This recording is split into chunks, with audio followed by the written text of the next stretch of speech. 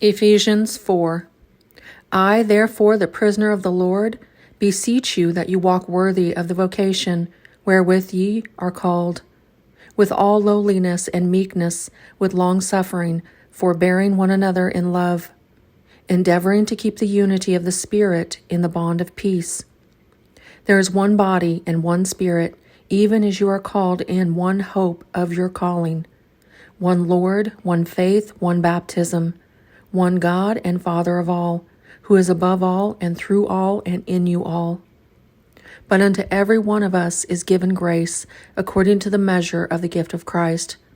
Wherefore he saith, when he ascended up on high, he led captivity captive and gave gifts unto men.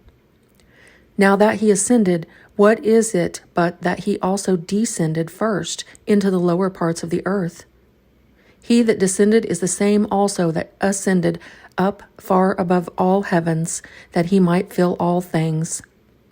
And he gave some apostles, and some prophets, and some evangelists, and some pastors and teachers, for the perfecting of the saints, for the work of the ministry, for the edifying of the body of Christ, till we all come in the unity of the faith and of the knowledge of the Son of God, unto a perfect man, unto the measure of the stature of the fullness of Christ, that we henceforth be not more children, tossed to and fro, and carried about with every wind of doctrine, but by the sleight of men and cunning craftiness, whereby they lie in wait to deceive.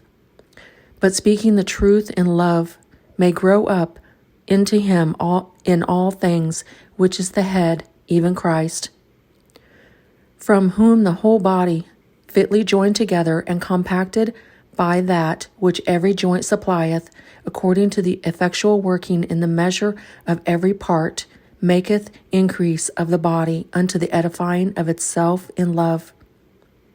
This I say, therefore, and testify in the Lord, that ye henceforth walk not as other Gentiles walk, in the vanity of their mind, having the understanding darkened, being alienated from the life of God through the ignorance that is in them, because of the blindness of their heart, who being past feeling have given themselves over unto lasciviousness, to work all uncleanness with greediness.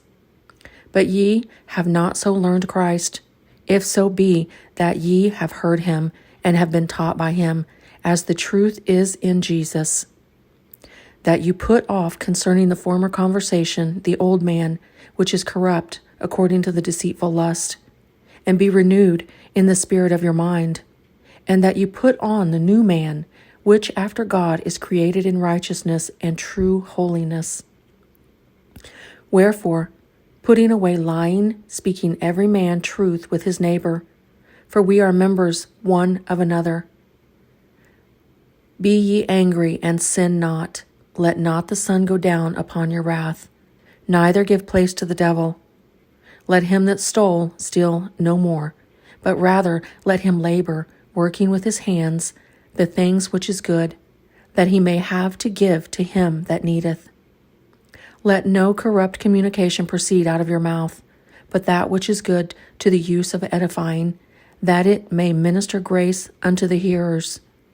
And grieve not the Holy Spirit of God, whereby you are sealed unto the day of redemption. Let all bitterness and wrath and anger and clamor and evil speaking be put away from you with all malice. And be ye kind one another, tender-hearted, forgiving one another, even as God, for Christ's sake, hath forgiven you.